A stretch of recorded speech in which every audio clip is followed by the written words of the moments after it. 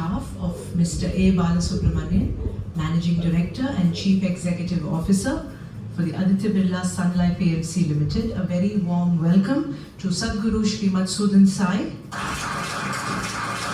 The social stock exchange. What is this? Many of us may not be aware of it. Yes, we heard about social stock exchange from various news places, and we found out that this is an initiative from the government of India, from the Ministry of Finance.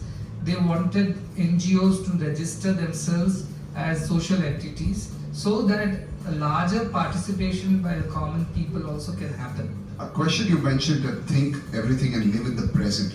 It's not so easy for a lot of us who are always thinking about numbers, futures, our weekly targets, etc. What is a simple exercise or a yukti which you would tell us to be more self-centered and enjoy the present? It's not easy to just stay grounded and stay in the present. Your mind will worry about the future.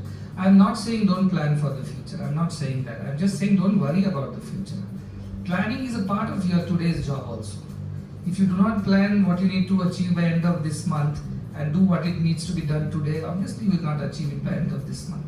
How can you not stop worrying? When you have a greater spiritual bent of mind, that is when you can live in the present. Let me be very honest. If you don't have that spiritual bent of mind, it's impossible to follow whatever advice I'm giving. What is the spiritual bent of mind? Believing in a higher power.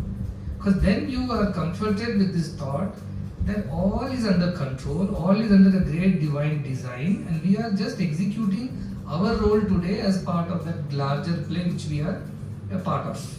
So staying surrendered to this idea, you call it God, you call it a higher consciousness, you call it a higher power, the creative force, name it the way you want it. But believing in something higher than just this body-mind complex which we are a part of is the key to be able to live in the present. At times it so happens that I think when you start talking about value systems, I think it is not heard properly. How do you handle this situation in today's time? Now when you talk about values like charity, compassion, kindness, sacrifice, or even self-discipline, it sounds like it's antithetic to the modern way of educating people.